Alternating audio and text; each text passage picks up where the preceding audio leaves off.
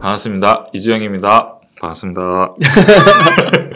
네, 주영님 요즘 증시 상황 좀 어떻게 보고 있으신지 투자의 관점에서 봤을 때 작년에 많이 힘들었잖아요.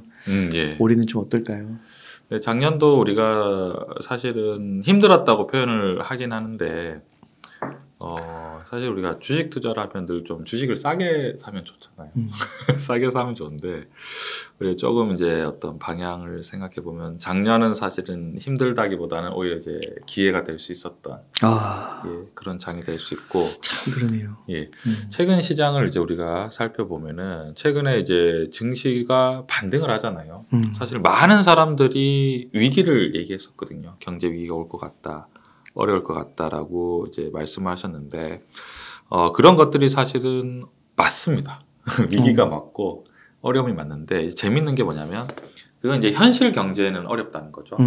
현실 경제가 어려운 가장 큰 이유는 뭐냐면 금리가 굉장히 높잖아요. 미국이 이번에도 기준금리를 0.25로 올리면서 미국 기준금리가 거의 4.75까지 올라갔었는데 최근 30년 동안 틀어서 금리 상단이 5%는 거의 최고점이거든요. 옛날에 이제 닷컴 버블이 일었을 때도 사실은 기준금리가 거의 5% 수준이었어요. 그때 목표였어요. 네, 5%이기 때문에 최근 30년 동안 가장 높은 이제 금리를 우리가 보이고 있는데 이제 우리가 또 이제 다들 어른이기 때문에 이제 금리가 올라가면 단번에 이제 이자 비용이 급증을 하죠. 이제 요즘에는 사실은 문자 올 때마다 깜짝깜짝 다들 놀라잖아요. 아니 이자가 이렇게 오르다니라고 이제 깜짝깜짝 놀라고 이자가 올라간다는 거는 뭐냐면 결국은 우리가 일단 소득 월급 같은 경우에는 일정한데 기본적으로 나가는 이자 비용은 급증하고 그리고 금리가 올라가다 보니까 총 유동성이 줄어들면서 모든 투자 자산이 하락을 하잖아요. 거기에다 기업도 어떻게 되냐면 총 수요가 그러니까 결국 더 심플하게 표현하면 돈이 줄어들기 시작하면은 기업들도 그 판매량이 떨어지잖아요. 그러니까 매출도 떨어지고 영업이익도 떨어지다 보니까 과거보다 고용을 하기보다는 정리해고를 하는 단계잖아요. 실제로 미국의 빅테크 같은 경우에는 지금 엄청나게 해고를 많이 하고 있는 상황이잖아요. 그러니까 결국은 들어오는 돈은 얼마 없는데 투자 자산은 전부 다 하락을 하고 물가는 올라가고 예금 금리가 올라가면 현실이 얼마나 힘들어요. 위기가 엄청나게 올 수 있잖아요. 근데 특이한 게 뭐냐면 현실 경제는 이렇게 힘든데 주식 상황은 다른 이유가 뭐냐면 그 전에는 뭐냐면 금리가 빠르게 올라갈 거라고 생각을 하면은 알 수 없는 신용 위험이 굉장히 위협적으로 느껴지거든요. 근데 이미 금리가 많이 올랐잖아요. 그럼 금리가 지금 4.75인데 여기에서 금리가 더 올라가기는 뭐 많이 올려봐야 뭐 5.5? 6은 거의 어렵다고 생각하고요. 5.5니까 상단이 막혀 있잖아요. 그러면은 그 과거에 그러니까 강달러가 계속될 거라고 기대했던 그러니까 미국 달러의 금리가 올라갔을 때 수익을 낼 수 있는 전 세계 많은 이제 자금이 확 이제 쏠렸다가 이제 더 이상 강달러에 대한 기대가 없어지잖아요. 그럼 강달러 때문에 이제 돈이 쏠렸기 때문에 그 상대적으로 가치가 많이 떨어진 주변국들의 통화라든지 어떤 주식이 눈에 이제 뜨는 거죠. 이거 보니까 강달러에는 이제 기대가 별로 없고 너무 많이 떨어진 주식들이 많네라고 했을 때 이제 우리나라에 딱 걸리는 게 삼성전자나 뭐 현대차 같은 경우에는 아니 가격이 싸네.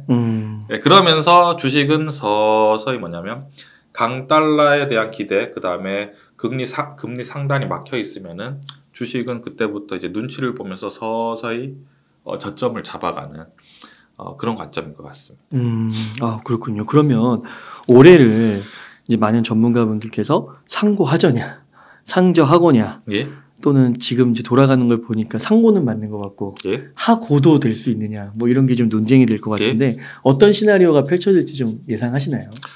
시나리오라고 생각하기보다는 우리가 이제 그런 시나리오 같은 경우에는 사실은 어떤 주식의 우리가 타이밍이라든지 전망을 하는 거잖아요. 근데 우리가 늘 경험을 하지만 전망이 뭐 그렇게 쉽지도 않고 맞지도 않고 투자는 굉장히 어려운데 결국 이제 지금 상황을 보면은 우리가 이제 주식은 반등을 하는 이유는 외국인들 같은 최근에 삼성전자 외국인들이 엄청나게 공격적으로 매수를 하잖아요. 다른 게 없습니다. 왜냐하면 이제 더 이상 강달러가 되지 않기 때문에 뭐 우리나라뿐만 아니라 일본이라든지 대만이라든지 주변국으로 확 분산시키는 거죠. 더 이상 이제 강달러가 되지 않으니까 이제 분산을 하는 건데 그러면은 주식 시장이 크게 상승하기 위해서는 결국은 대중적인 자금 이제 시장을 밀어줘야 되는데 지금 기준금리가 거의 뭐 5% 육박하는 뭐 네. 이런 상황에서 과연 주식이 크게 상승할 수 있겠느냐라고 했을 때는 상식선에서는 맞지 않다라고 생각을 하고요. 이제 금리가 좀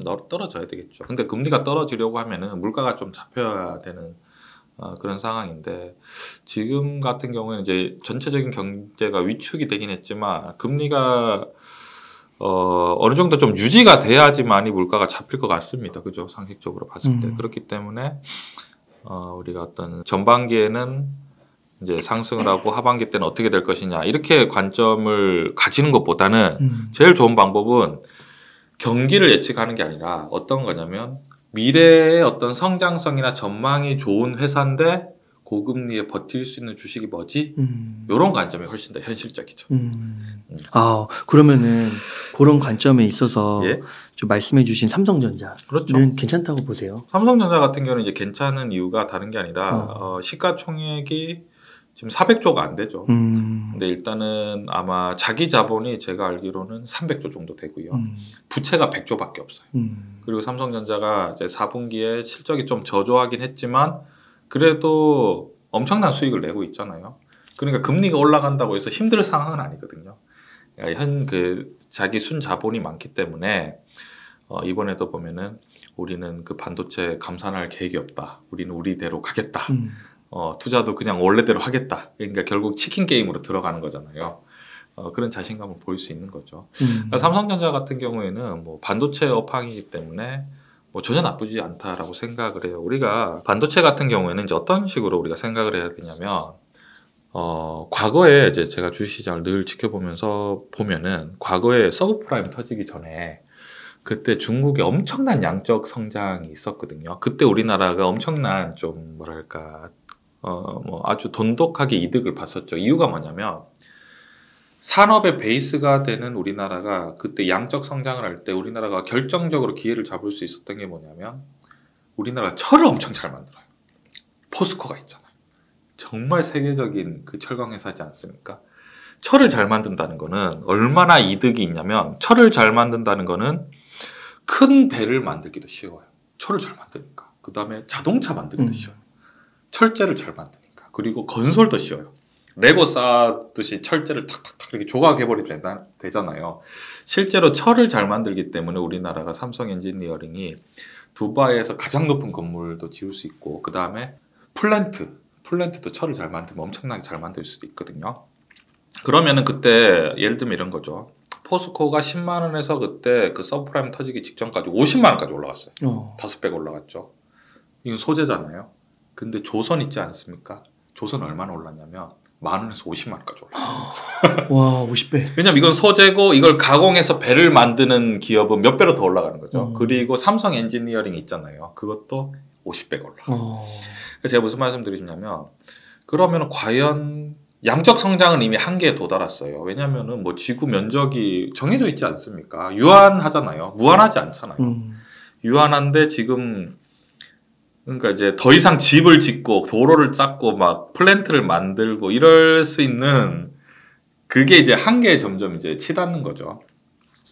중국 같은 경우는 최근에 뭐 몇십 년 만에 지금 인구가 줄었다 이런 뉴스도 이제 점점 나오고 왜냐면 이제 너무 인구 밀도도 올라가니까 이제 점점 이제 줄어들 수밖에 없는 그런 상황인데 그러면 과거의 양적 성장은 어느 정도 이제 종료가 된 것 같고 그럼 미래 산업은 과연 어디에 발전할 것인가? 발전이라는 것도 우리가 조금 더 구체적으로 표현하면은 이렇게 표현하면 되죠. 과연 미래에는 어떤 산업에 우리가 생각하는 인재들이 몰려들 것인가 라고 생각을 해보면은 과거의 기존 산업보다는 결국은 우리가 말하는 이제 스마트, 뭐 인공지능, 자율주행 그리고 어떤 IT 스마트 기기가 발전할 가능성이 굉장히 크잖아요. 플랫폼이라든지.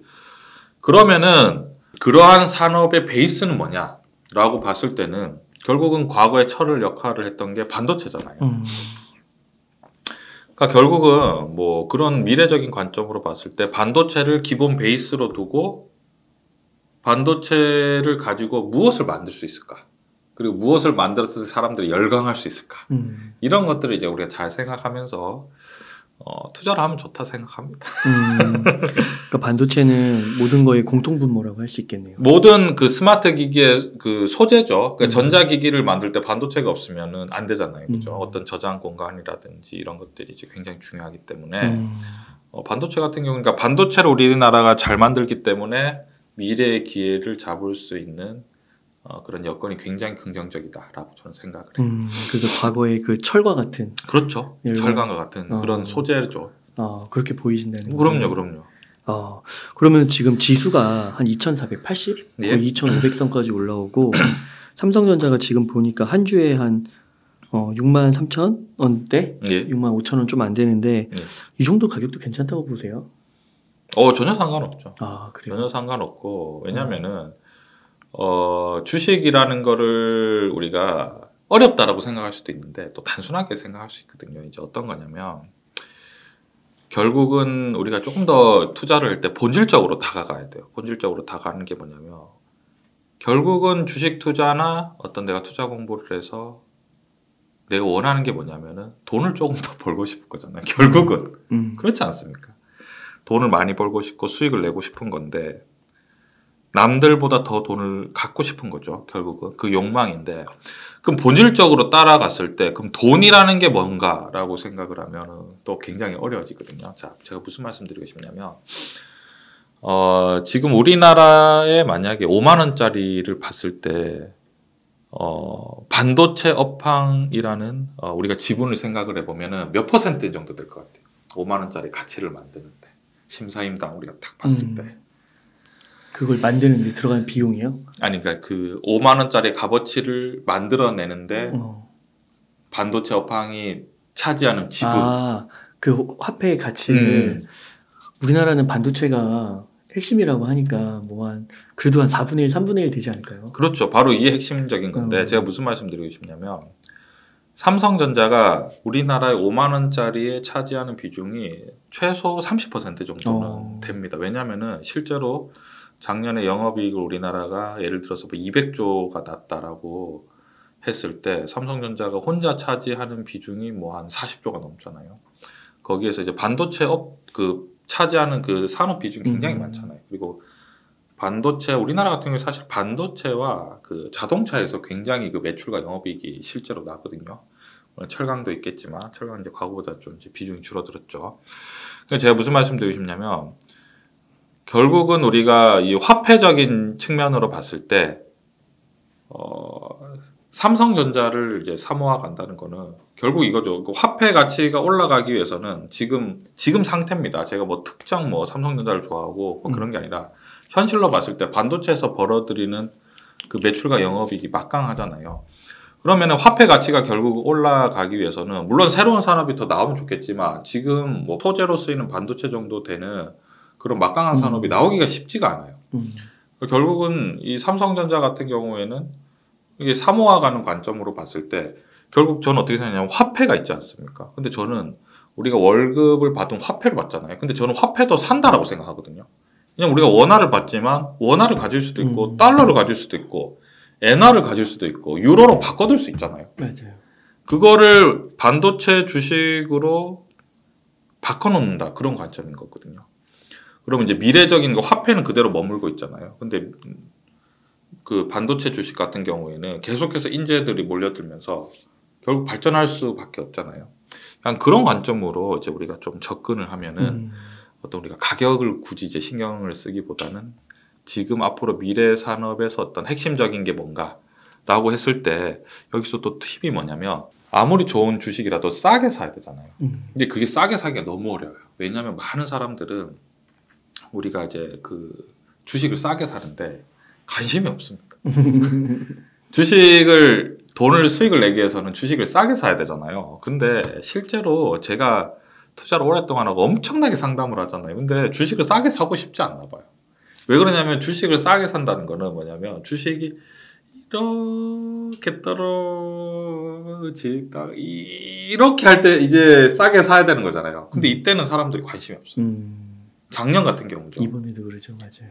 그러니까 이제 이게 아니라 그럼 사람들 언제 사오시면 요렇게 이렇게 이제 비싸게 왜냐면 내가 샀을 때 빨리 딱 오르기를 원하잖아요. 그러면은 아무래도 이제 이게 위험이 커질 수밖에 없는 상황이죠. 그럼 지금 이제 제 시점을 가르쳐주면 지금 우리 주위를 봤을 때 우리가 이제 주식 시장이라는 관점으로 봐야 되거든요. 지금 이 시장에 삼성전자 주식을 탐내는 사람이 많나 아니면 관심 없는 사람이 많나 점점 많아지는 것 같아요. 라고 하는데 지금 점점 관심이 많아져. 지금도 사실은 뭐 찬밥 신세죠. 찬밥 신세고 왜냐면 과거의 어떤 열기를 생각해 보면 지금도 그래서 제가 결국 말씀드리고 지금도 가격이 전혀 비싼 가격은 아니다. 그러면 혹시 그 뭐 어느 정도 가격 올라가면 예? 좀 비싸다. 뭐 지금 국면 같은 거 좀 고려했을 때 그런 게 좀 있으세요? 국면 같은 거보다는 우리가 봤을 때 참 주식 시장 우리가 늘 지켜보지 않습니까? 재밌는 게 뭐냐면 6만 원일 때는 관심이 없어요. 6만 원일 때 삼성전자 주식 산다고 하면 아니 저런 바보들을 맞아요.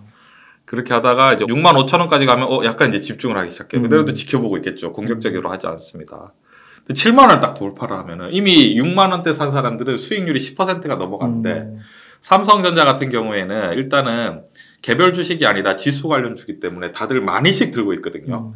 그러니까 이게 올라갈수록 수익금이 엄청나게 커져요. 그럼 이제 주위에서 이제 많이 생각해 나도 6만 원에 사둘 걸 이렇게 하다가 아직도 행동을 하지 않죠.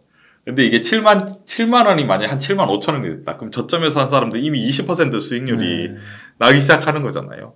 그러니까 보통 이제 8만 원이 넘어가면 그때부터 이제 다 달라들게 보통 시작. 왜냐면 8만 원 이제 차트상으로 봤을 때 삼성전자 8만 원만 딱 돌파를 해버리면 굉장히 가벼운 상태거든요. 그렇잖아요. 왜냐하면 이제 9만 원 물린 부신들 말고는 거의 이제 매물이 없는 거잖아요. 왜냐하면 그걸 다 이겨내고 올라갔기 때문에. 그러니까 간단하게 말하면 삼성전자는 8만 원이 넘어가면은 그때는 약간 좀 비싼데 이렇게 생각하는 게 맞죠.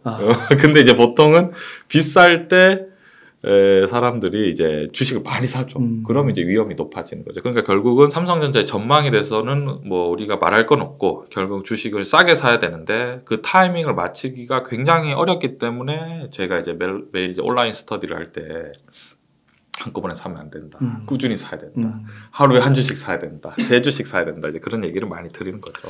저도 이번에 좀 투자를 하면서 느끼는 게 그 어떤 주식은 조금 일찍 팔아가지고 돈을 번 것 같았는데 그 일찍 판 주식에는 돈이 크게 못 들어갔어요. 그렇죠. 근데 이 삼성전자 같은 경우는 물론 하락장이 조금 길긴 했는데 그때마다 계속해서 그냥 매월 생각하지 않고 일정 부분을 투자를 하는 게 있다 보니까 어느 순간 단가가 많이 내려가 있고 수량이 많이 는 거예요. 웅 이사님도 같이 스터디를 하면서 꾸준히 사 모으셨나요? 네. 잘하셨습니다. 그러니까 웅 이사님하고 잠깐 말씀할 때 웅 이사님이 이미 삼성전자 수익이다라고 했을 때 제가 너무 얼마나 기분이 좋은지 몰라요. 저희 오프라인 온라인 저희 매일 스터디 하잖아요. 그러면 이제 저희 댓글에 보면은 어떤 분이 제일 속상해하시냐면 조영쌤 저는 전체 마이너스 10%예요. 너무 속상해요. 이렇게 말씀하십니다. 대단하지 않나요? 마이너스 10%면 지금 전체에서 마이너스 10%면 투자를 굉장히 잘 하시는 거거든요. 근데 그게 왜 그러냐면 삼성전자가 아까 웅 이사님이 말씀해 주셨는데 6만 3천 원이 됐잖아요. 근데 제가 이제 꾸준히 우리가 사 모은다라고 했었잖아요. 그러니까 삼성전자가 8만 원일 때 가격이 있었고 7만 원일 때 가격이 있었고 5만 원 후반일 가격이 딱 있잖아요. 그러니까 평균으로 딱 잡으면은 삼성전자를 꾸준히 사 모으신 분들은 매수 단가가 저는 다 7만 원 정도로 보거든요. 그럼 지금 6만 3천 원이잖아요. 그럼 마이너스 10%밖에 안 되잖아요. 근데 2년을 만약에 사 모았다고 하면 배당 2%씩 나오죠. 그러니까 지금 벌써 이미 삼성전자를 꾸준히 사 모으신 분들은 손해가 거의 없는 수준까지 이제 지수가 조금만 반등을 해도 손해가 거의 없는 수준까지 올라오는 거죠. 그러니까 지금 요즘에 최근에는 이미 뭐 수익이 났다 아니면 뭐 손실이 마이너스 5%까지 올라왔다. 그런 분들이 굉장히 많으시죠. 그래서 주식을 근데 그게 뭐냐면 제가 되게 요즘 기분이 좋았던 게 주식이 떨어질 때 열심히 모아서 삼성전자 1000주 됐어요. 뭐 이런 얘기는 저 너무 좋죠. 이제 그런 분들은 이제 만약에 올라가기 시작하면은 수익금이 엄청나게 커질 거잖아요. 그죠? 1000주, 2000주, 3000주 이렇게 모으시면은 그런 관점 굉장히 좋은 것 같습니다. 그러니까 이게 참 큰 돈을 모아야 되는데 큰 돈을 담아야 되는데 그걸 못했는데 삼성전자는 좀 그래도 마음 편하게 그렇죠. 그러니까 결국은 처음에는 좀 느린 것 같더라도 지금 한 2년 이렇게 좀 지난 시점에서 보니까 이게 이제 앞으로 올라갈 걸 생각하면 목돈이 진짜 계속 커지는 거잖아요. 이제 그만큼 그 종잣돈이 큰 상태에서 그러니까 든든하더라고요. 그래서 제가 늘 이제 말씀드리는 게 실전 투자자 같은 경우에는 수익률은 하나도 중요하지 않아요. 수익률은 무슨 말 하는지 잘 모르겠어요. 왜냐하면 수익률을 올리기 위해서는 예를 들어서 수익률은 예를 들면 시가총액이 좀 작고 가벼운 주식들이 변동성이 크잖아요. 근데 그런 주식을 실전으로 투자했을 때 내가 1억 정도를 투자를 했을 때 내가 이걸 도대체 1억을 실을 수 있냐, 뭐 3천만 원씩 살 수 있느냐, 그러면 진짜 밤에 잠도 못 자거든요. 그렇죠. 이건 현실적으로 맞지 않고 그러니까 결국은 삼성전자 같은 주식, 우리나라의 어떤 제가 말씀드린 화폐 지분을 굉장히 많이 차지하면서 이렇게 중추적인 산업 같은 경우에는 어차피 그 회사가 힘들어지면 모든 사람들이 힘들어질 가능성이 굉장히 크기 때문에 큰 금액을 계속 실을 수 있는 거죠. 그러면 이제 훨씬 더 경과가 좋아지는 것 같습니다. 뭐 그렇다고 해서 또 뭐 삼성전자 100% 몰빵을 하는 게 아니라 또 주영 쌤이 또 추천해 주시는 대형주가 이제 현대차나 뭐 그렇죠. 네이버나 예. 뭐 이런 것들 말씀해 그렇죠. 주시잖아요. 그 적절하게 분산을 하면 더 좋죠. 다채롭죠. 투자가 우리가 뭐 시장에 가서 뭐 과일이라든지 한 음식만 사 먹는 것보다는 적절하게 분산하는 건 나쁘지 않다 생각합니다. 그러니까 꾸준히 떨어져도 좀 계속 매월 적립식으로 살 수 있는 그런 기업들, 튼튼한 기업들, 그리고 말씀해 주신 대로 지금 경기 현실 경제는 별로 안 좋잖아요. 엄청 힘들죠. 엄청 진짜 막 너무 힘들죠. 그러니까 이런 상황 속에서도 그런 부채를 위기를 감당할 수 있는 그런 기업들에 그렇죠. 계속해서 태울 수 있으면 그렇죠. 좋다. 네이버 좀 한번 여쭤볼까요? 네이버도 그때 오셨을 때 제가 한 18만 원 정도로 기억을 했는데 벌써 오늘도 많이 오르고 막 한 22만 원, 23만 원 막 이렇게 많이 올랐더라고요. 벌써. 네이버는 좀 어떻게 생각하세요? 네이버는 제가 늘 말씀드리지만 네이버를 좋게 말씀드립니다. 왜냐하면은 앞으로 발전될 산업이 IT 산업 쪽이잖아요. 네. 그러면 결국 스마트 기기가 발전하면 발전할수록 그 안에 들어가는 그 소프트웨어가 발달할 수밖에 없는데 그거에 지금 핵심적인 어떤 비즈니스를 하고 있는 게 네이버와 카카오 쪽으로 계속해서 일을 하고 있잖아요. 그러니까 결국 소프트웨어죠. 소프트웨어 같은 경우에는 발전할 수밖에 없는데 문제는 뭐냐면 가격이죠.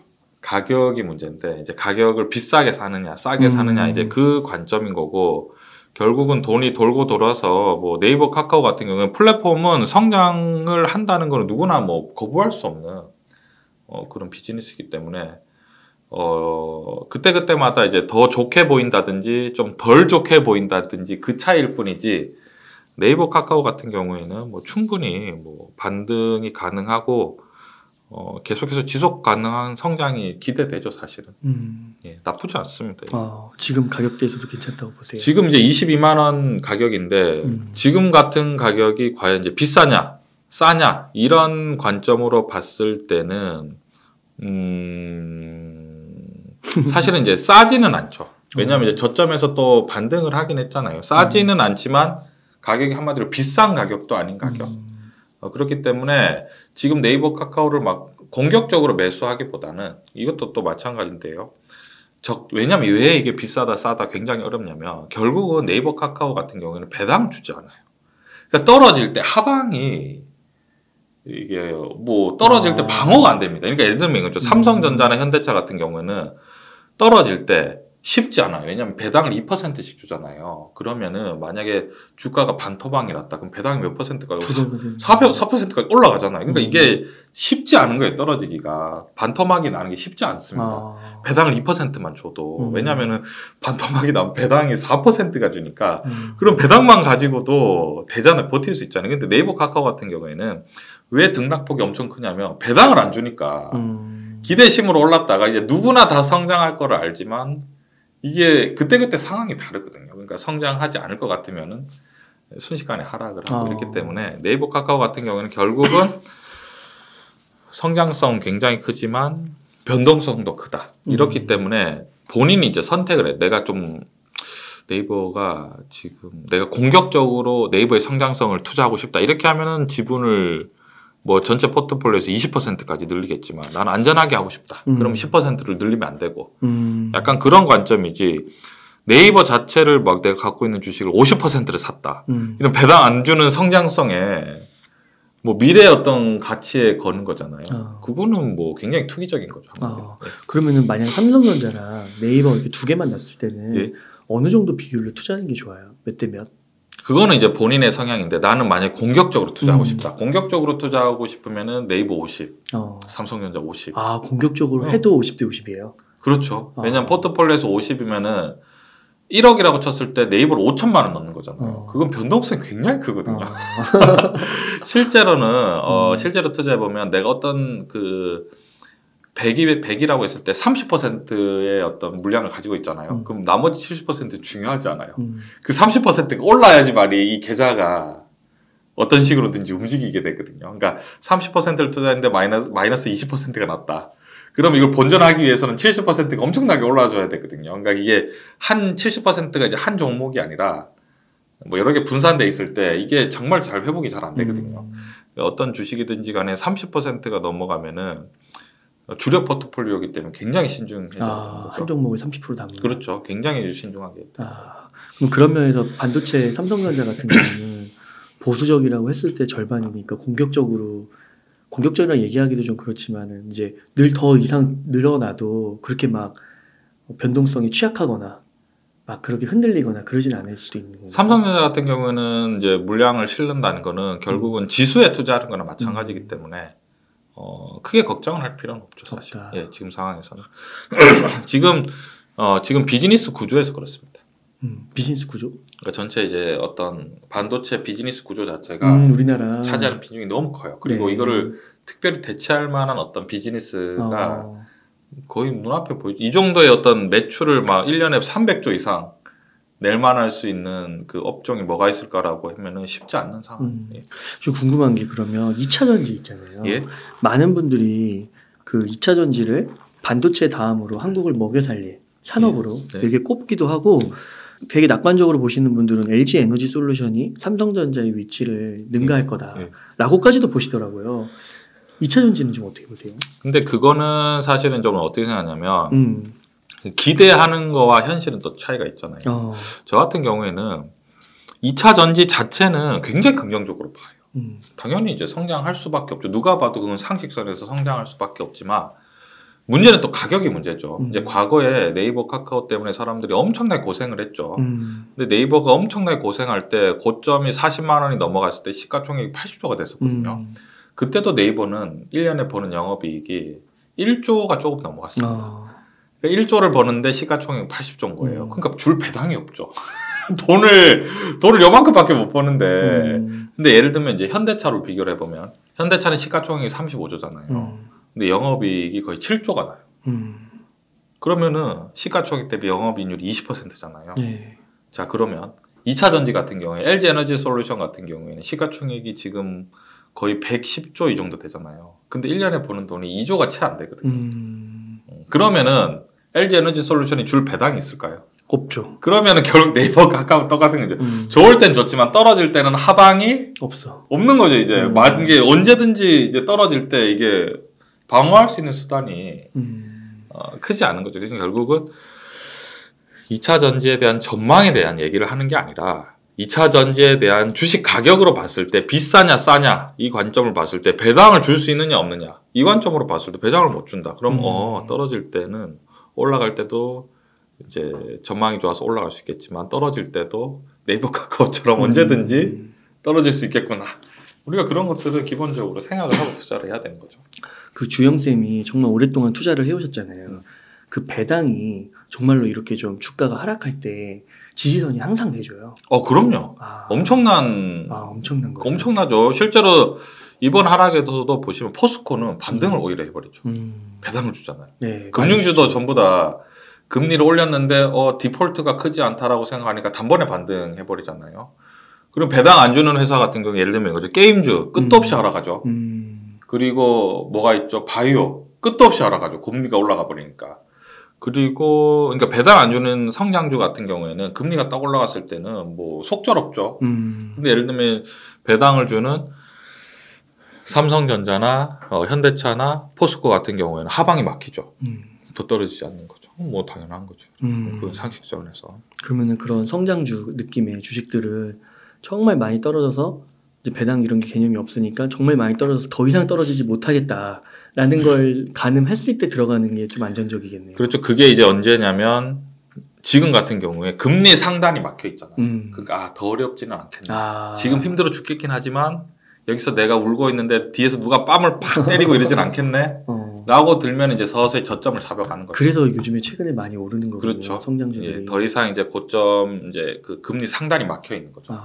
그러면 그 주영 쌤이 보실 때 뭐 미래일은 물론 아무도 알 수 없는 거지만 예. 여기서 한 번 더 막 흔들리거나 그래도 고금리잖아요.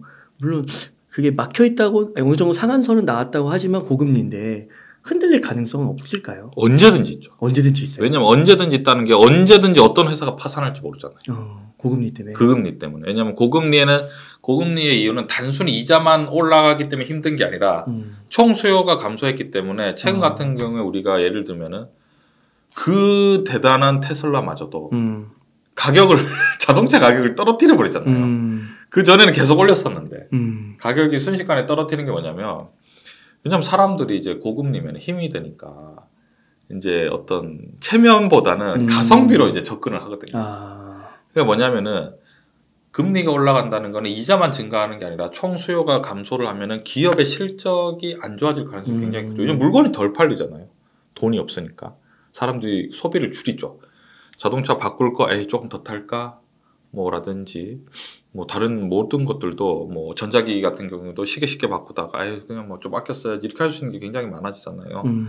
그러면은 매출도 감소하는데 그러니까 한마디로 돈도 많이 못 버는데 이자가 계속 증가를 하면은 한계 기업들이 하나 둘씩 생각이 나서 한계 기업이 막 파산을 해버리면 사람들이 굉장히 긴장을 하거든요. 그리고 문제가 뭐냐면 제가 이제 늘 말씀드리는데 요즘에 경제 위기에 대해서 많이 말씀하시는데 저는 사실은 그런 얘기를 들 때마다 왜 저러시나 그냥 그런 얘기를 왜 자꾸 저렇게 하시나 어쩌려고 저러시나 그렇게 하는 게 왜냐면 사회라는 게 저는 굉장히 취약하다라고 생각을 하냐. 왜냐하면 사회라는 거는 그 공동체잖아요. 네. 공동체는 취약합니다. 왜냐하면은 의지가 강한 사람도 있죠.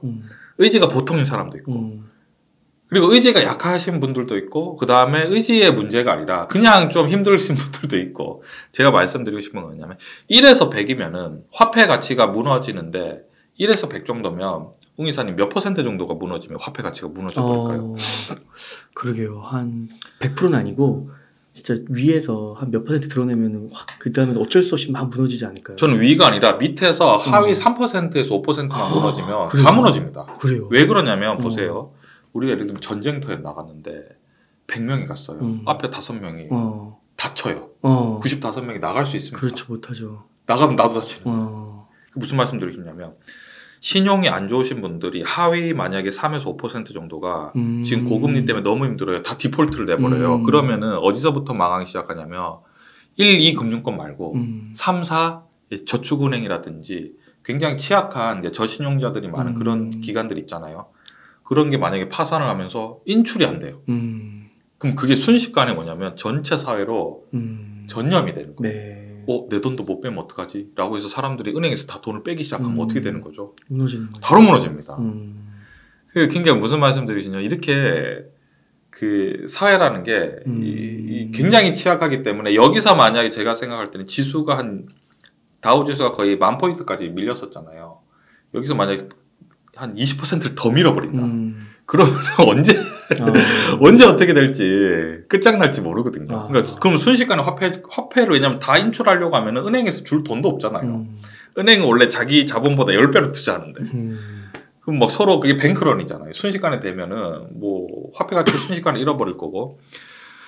결국 지금 무슨 말씀 드리시냐면 고금리 상황이기 때문에 정부라든지 금융기관에서 엄청나게 주시하고 있어요.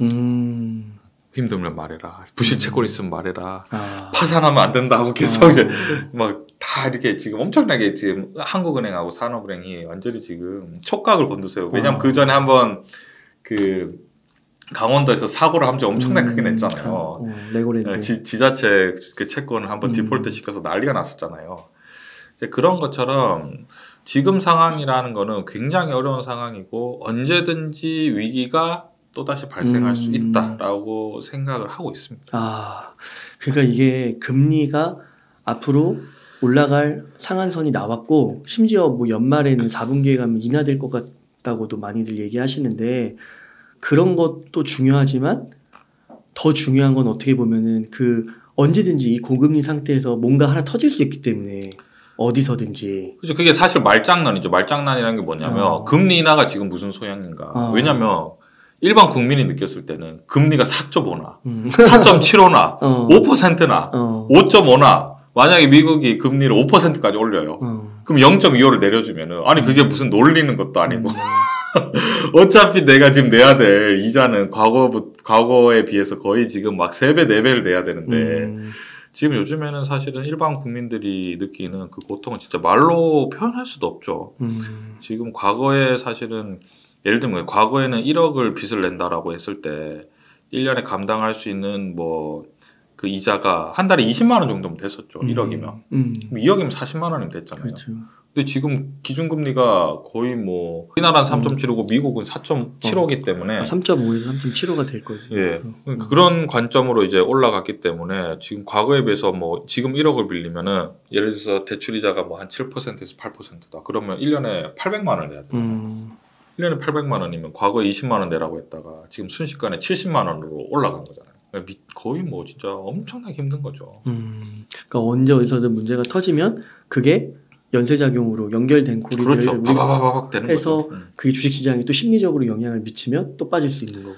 그렇죠. 그래서 요즘에 막 부동산 규제를 전부 다 풀고 막 하고 있잖아요. 그게 우리가 봤을 때는 그러니까 부동산을 부양하겠다는 게 아니라 지금 쓰러지는 거를 막고 있는 거죠. 안 돼, 버텨. 왜냐하면 아까 말씀드렸지만 하위 5%만 무너지면 다 무너집니다. 화폐라는 게 굉장히 생각보다 강하지 않아요. 그 신뢰라는 게. 왜냐하면 본질적으로 화폐라는 그냥 종이밖에 안 되잖아요. 그죠? 사람들은 이제 화폐 가치가 이제 하위 5%가 무너지면 전부 다 돈을 인출해서 다 금으로 바꾸고 싶어 하죠. 그럼 경제는 붕괴되는 거죠, 바로. 그러니까 지금 말씀해 주신 거를 이제 주식 투자의 관점에 그리고 우리나라를 대표하는 산업에 조금 적용을 한다고 한다면 언제든지 문제는 터질 수 있기 때문에 그런 리스크를 감당하실 수 있는 분들은 성장주에 좀 도전적으로 비중을 실어도 되지만 그거 쉽지는 않은 거고. 쉽지 않죠. 예. 그리고 지금까지 이제 주식 투자를 해오면서 또 승률이 좋지 않으신 분들이 이번이 기회다 해서 막 그렇게 하는 건 좀 위험할 것 같고 차라리 배당으로 좀 이렇게 어느 정도 지지선이 있는 그런 걸 주식에 조금 더 비중을 한다고 주식 투자를 한다고 했을 때 씻는 게 좋겠다. 그것도 그렇지만 과거 이제 결국은 제일 크고 튼튼한 미래 발전 가능성이 있는 그런 회사에 남들이 다 힘들다고 할 때 꾸준히 사모으면 남들보다 시장에서 싸게 살 가능성이 높잖아요. 그러니까 오히려 이제 위기가 기회가 되는 거죠. 근데 이제 그게 아니라 이제 내가 빨리 한꺼번에 주식을 확 넣어서 내가 이때 수익을 확 내고 싶다. 이렇게 하면 이 고금리 상황에서 뭔가 시장 상황을 잘 모르는 그런 게 될 수 있다라고 생각을 합니다. 우리는 벌써 이제 아는 거예요. 뭐냐면 2억이 된다라는 거는 사실은 구체적일 수도 있지만 관념적인 거거든요. 잘 보세요. 일단 3천만 원을 모았어요. 3천만 원을 모아서 예를 들면 이거죠. 삼성전자 1,000만 원어치 사놓고 현대차 만약에 500만 원어치 사놓고 뭐 네이버 500만 원어치 사놓고 그 다음에 여기에서 또 뭐 성장주가 있지 않습니까? 2차 전지 좀 사놓고 뭐 여러 가지 주식들을 이렇게 샀을 때 만약에 3천만 원이 있다라고 했을 때 웅 이사님 지금 그냥 그러니까 100만 원씩 모으는 거 말고요. 3천만 원만 딱 분산 투자했을 때 지금 몇 %쯤 되겠습니까? 마이너스가? 지금요? 예. 한 20, 30%? 삼성전자 비중이 많으면 제가 봤을 때는 그리고 현대차나 삼성전자 아까 제가 삼성전자 30% 뭐 현대차 20% 약간 이제 실적이 나는 기업들을 넣어놨잖아요. 그러면 거의 10에서 15%. 근데 여기에서 또 중요한 게 뭐냐면 10에서 15%인데 중요한 포인트가 만약에 나는 조금 더 안정적으로 하고 싶다 해서 KTNG라든지 은행주 같은 배당주를 넣으면 어떻게 됐을까요? 조금 더 수익률이 올라왔겠죠. 그러니까 이거는 본인 선택인 거잖아요. 그럼 평균으로 잡아버리겠습니다. 그럼 3천만 원을 가지고 있는데 마이너스 15%가 났다고 지금 가정할게요. 장이 안 좋으니까. 그러니까 1년 전부터 했을 때. 그러면은 실질적으로 손해가 나는 건 한 400만 원 정도인 거잖아요. 자, 그런데 여기에서 100만 원씩 꾸준히 모았어요. 12달을. 그럼 1200만 원이 얹어지죠? 네. 그럼 만약에 삼성전자나 현대차 같은 경우에를 모았다고 하면은 이거는 손해가 났을까요? 이미 플러스일까요? 플러스일 것 같아요. 플러스죠. 네. 그럼 어떻게 되는 거죠? 저는 지금 그러면은 결국은 3천만 원 플러스 1,200만 원을 합치잖아요. 원금이 4,200만 원이잖아요. 그럼 사모은다는 거 그때 장이 최고로 안 좋을 때 사모은 거거든요. 그럼 이거는 거의 플러스일 거예요. 그러면은 원금의 마이너스를 지금 사모은 그것들이 아마 막아줄 거예요. 그러면은 무슨 말씀드리고 싶냐면 지금 이렇게 어려운 상황인데도 투자를 했을 때 손해를 봐요, 안 봐요? 안 보여. 안 보고 중요한 게 뭐냐면 주식 주수가 늘었잖아요. 그럼 앞으로 미래는 밝아지나요? 적어지나요? 밝아지죠. 그렇죠. 그러니까 2억을 벌지를 못했어요. 근데 2억에 대한 기대 가능성이 떨어졌나요? 아니면 점점 커지고 있나요? 커지는 거죠. 그렇죠. 그러니까 뭔가 희망을 갖고 계속해서 사회생활을 할 수 있는 거죠. 그럼 주식이 아니라 주영쌤 전 주식은 싫습니다 라고 만약에 코인이라든지 부동산을 만약에 투자를 했다. 그럼 어떻게 됐을까요? 부동산은 망했겠죠. 미래에 대한 희망이 어떻게 되는 거죠? 한 10년은 없는 거죠. 그렇죠. 없어지는 약간 그런 거죠. 그래서 그런 관점으로 봤을 때 주식이 사모으는 게 이렇게 강력하다. 아, 분할해서 계속 살 수 있으니까. 강력하다. 그리고 희망 계속 있고 지금 그러면 이미 주식을 1년 동안 열심히 했더니 사모았더니 다른 사람 다 힘들다고 할 때 그냥 꾸준히 산 거예요. 그러네. 주식은 한 번에 사는 게 아니라 그렇죠. 나눠서 계속 사는 거잖아요. 그럼 이미 나는 수익도 안 나고 손실도 안 난 거예요. 남들 다 힘들어 죽겠다고 할 때 나는 지금 이미 주식이 나는 삼성전자가 이미 늘어난 거예요. 그럼 4천만 원 정도가 있잖아요.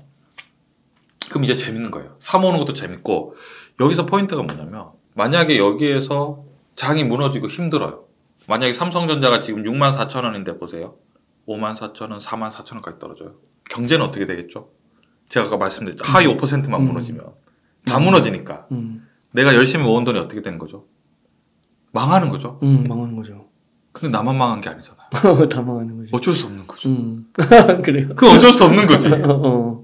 그걸 두려워할 필요는 없잖아요. 그럼 자 보세요. 그러면 내가 망할 거를 대비하고 나는 주식 투자를 안 하고 예금을 뒀어요. 그럼 어떻게 되죠? 완전 망하는 거죠. 그냥 똑같은 거죠. 어차피 화폐는 값어치가 없어지잖아요. 다 인출해서 금으로 막 바꾸고 난리가 나는 거잖아요. 금을 가지고 교환도 제대로 안 돼요. 그러니까 결국 경제는 붕괴되는 거거든요. 근데 반대로 앞으로 계속 사회가 발전해요.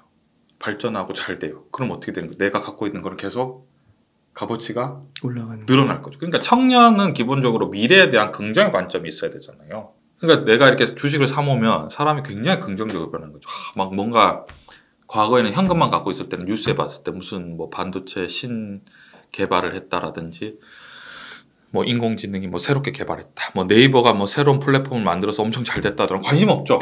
어차피 나는 관심 없는 거잖아요. 근데 내가 그 주식 갖고 있어요. 어때요? 눈빛이 달라져. 잘하고 있다. 와 우리 천재들 잘하고 있다. 막 이렇게 할 거잖아요. 그럼 얼마나 긍정적이에요. 네. 그러니까 결국 말씀드리고 싶은 거는 포인트는 그래요. 3천만 원만 모으세요. 매달 100만 원씩 이렇게 모으면은 금방 2억 됩니다라고 했잖아요. 여기서 중요한 게 2억이 됩니다가 아니라 금방 2억이 된다는 거죠. 그 금방은 잘 모르겠지만 제가 무슨 말씀 드리고 싶냐면 상대적으로 어떤 투자보다도 이렇게 투자했을 때 제일 강력하다는 거죠. 나쁘지 않습니다. 계속 사모으셔야죠. 그러니까 이렇게 그러면은 주영쌤은 그 삼성전자, 현대차, 네이버, 2차전지, 뭐 KTNG 이런 되게 큰 주식들이잖아요. 그렇죠. 시가총액이. 이런 것만 사세요? 다른 거는 좀 시가총액 뭐 1조 미만 뭐 이런 건 안 사세요?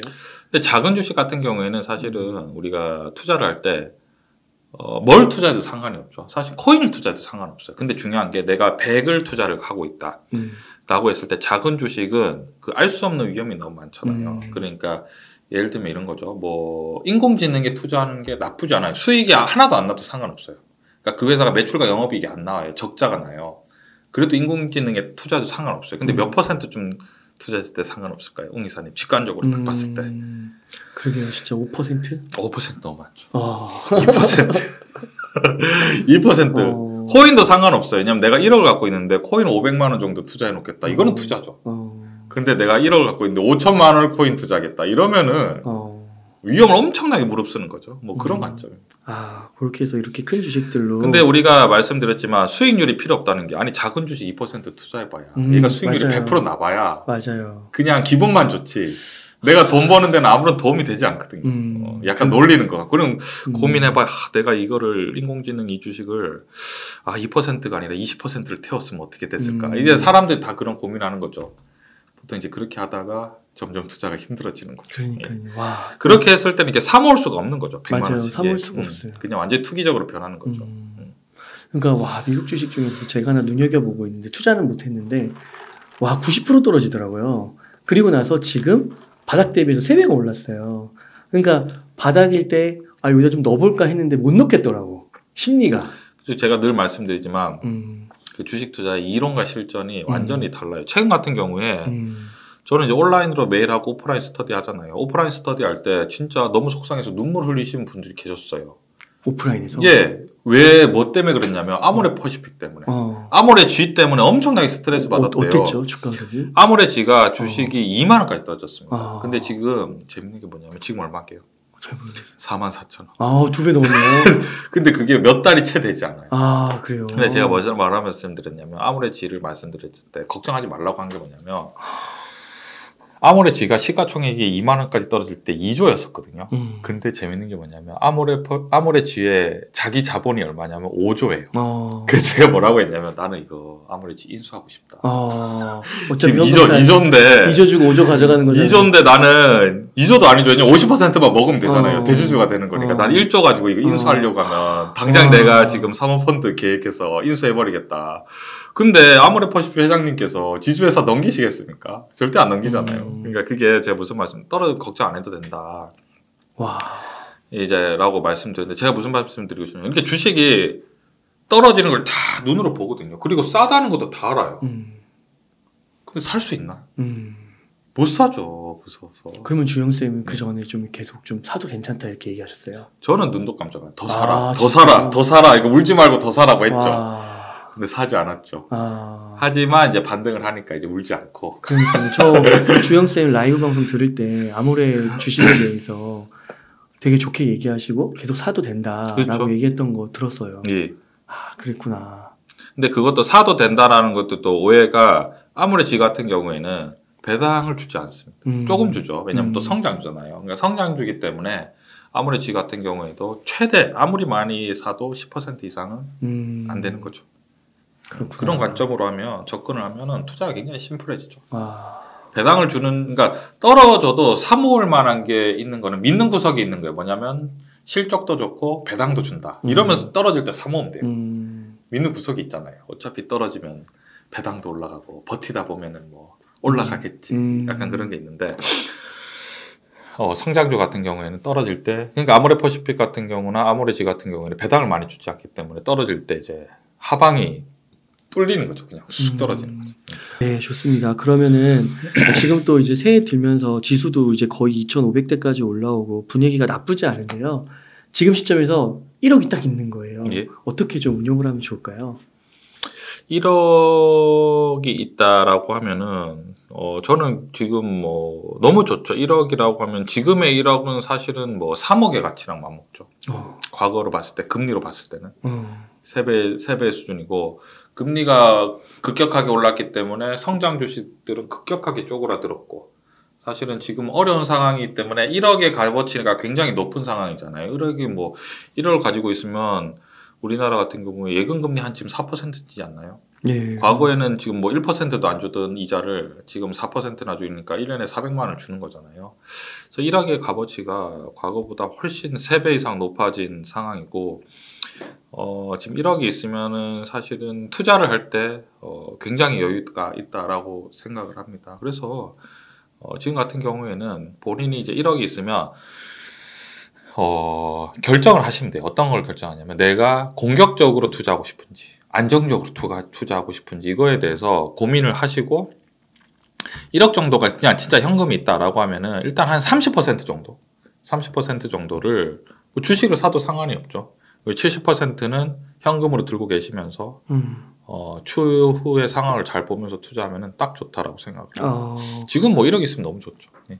30% 주식을 사고 70% 현금은 뭐 매달 70%에서 쓰는 건가요? 근데 그게 저는 이제 어떻게 생각하냐면 최대한 시간을 좀 끌면 좋겠어요. 왜냐하면 고금리잖아요. 어차피 고금리이기 때문에 막 주식을 빨리 살 필요는 없고 천천히 주식을 매입해 가면은 뭐 나쁘지 않을 것 같습니다. 고금리 상태 보고. 네, 지금 뭐 1억을 가지고 1억을 확 투자를 했을 때는 사실 1억을 한꺼번에 투자하면 이게 또 뭐냐면 주식은 올라요. 오르겠죠. 많이 떨어졌으니까. 근데 문제는 뭐냐? 빨리 안 오르면 너무 스트레스 받거든요. 그러니까 굳이 고금리의 주식을 한꺼번에 사서 스트레스 받을 필요는 없죠. 그러니까 지금 고금리 상태인데 지금 주가 흐름은 좋잖아요. 이게 언제든지 충격을 받고 다시 폭락할 수도 있는 그럼요. 거죠. 왜냐하면 물가가 잡히지 않으면 금리는 언제든지 더 올릴 수도 있는 상황이고 그럴 수 있는 상황이죠. 최근에 물가가 얼마나 올랐냐면 지금 서울에 보니까 김밥 한 줄에 거의 이제 4,000원에 육박해 가고 있더라고요. 맞아요. 그거는 뭐 심각하죠. 지금 보니까 김밥하고 떡볶이만 사 먹어도 요즘에 거의 2만 원 넘게 나오잖아요. 그러니까 과거 한 5년 전에 비해서 지금 거의 2배로 오른 것 같아요. 이 정도 물가를 진짜 감당할 수가 없거든요. 전체적으로 봤을 때. 그러니까 모두에게 손해인 거죠. 그러니까 물가를 잡기 위해서는 앞으로 좀 가야 될 길이 굉장히 좀 크다라고 생각을 합니다. 그래서 섣불리 투자를 할 필요는 없는 거죠. 그렇구나. 그래서 그러면 지금 이런 분위기가 막 또 올라가는 분위기니까 막 뭔가 돈을 또 끌어와가지고 추격 매수하고 막 이런 심리가 발동을 하잖아요. 이런 거 좀 조심해야겠네요. 그건 이제 굉장히 위험하죠. 굉장히 굉장히 고금리에서는 공격적으로 투자를 했을 때 사실은 뭐 쉽지 않은 상황이죠. 그러니까 결국은 하방도 막혀 있지만 상방도 막혀 있기 때문에 기대가 또 크면은 주식 투자를 할 때 기대가 커지면은 좀 무리수를 줄 수 있으니까 그런 것보다는 안전하게 투자하는 게 굉장히 좋지 않을까 생각합니다.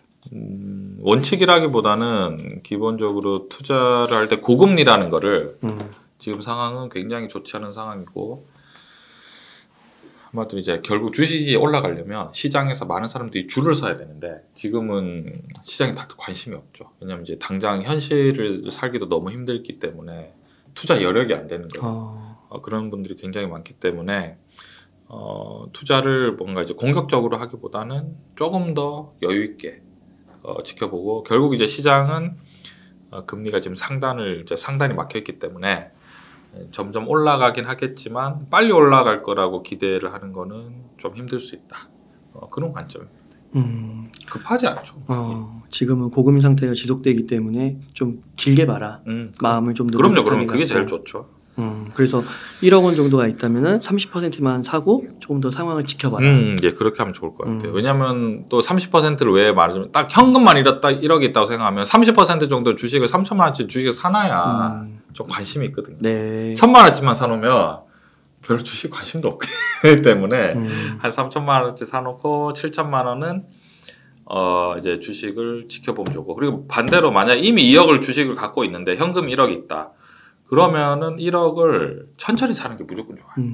빨리 살 필요는 없습니다. 네. 그리고 주식을 사더라도 그 포트폴리오를 꾸릴 때 뭐 삼성전자, 현대차 이런 거 배당을 좀 주면서도 돈을 잘 벌고 있는 그리고 우리나라의 산업의 많은 부분을 포션을 차지하고 있는 것에 어느 정도 적당하게 비중을 가져가는 게 좋겠다. 그렇죠. 배당을 안 주는 주식은 항상 생각을 할 때 하방이 마지노선이 없다. 그러니까 이게 주영쌤이 그런 얘기들을 코로나 이후 때도 그때 이제 만나뵈면서 많이 해주셨는데 그때는 막 주식이 막 날아갈 때라서 그렇죠. 그런 주식이 별로 눈에 안 들어오잖아요. 그렇죠. 오히려 시가총액 작은 거 막 빨리 날아갈 주식 이런 게 들어오는데 한번 위기가 이렇게 1년 동안 지속되다 보니까 이게 확 와닿네요. 원래 주식이라는 게 끝날 때까지 끝난 게 아니거든요. 어떤 말씀드리고 싶냐면 과거에 2년 전에 KTNG를 사 모으시는 분들은 지금 대박 났죠 진짜. 그러니까 그때는 그 당시에는 거의 바보 취급. 맞아요. 저런 바보가 어디 있는? 네. KTNG를 지금 왜 사지? 그때 뭐 그죠? 뭐 플랫폼 사야 되고 바이오 사야 되고 게임 사야 되는데 은행주도 약간 그런 것 같아요. 네. 그때 은행주 사는 사람 좀 바보 취급했는데 네. 어쨌든 2배 됐어요. 네. 그거랑 마찬가지. 결국 지나고 났을 때는 그거는 수익이 났었고 나머지는 마이너스가 50%가 났으니까 끝날 때까지 끝난 게 아닌 거죠. 투자는. 그리고 조금 더 이제 여유 있게 투자를 하면 굉장히 좋죠. 네. 예, 조영쌤 감사합니다. 그 시청자님들께 끝으로 하고 싶으신 말씀 있다면 좀 부탁드리겠습니다. 오늘도 이렇게 함께 웅달 채널과 함께해서 너무 좋은 시간이었습니다. 감사합니다. 네, 이렇게 해서 유튜브 채널 슈퍼개미 이주영의 이주영 대표님을 모시고 이야기를 나눠봤습니다. 긴 시간 동안 유익한 인사이트 많이 나눠주셔서 감사의 말씀드립니다. 오늘 고생 많으셨습니다. 네, 감사합니다.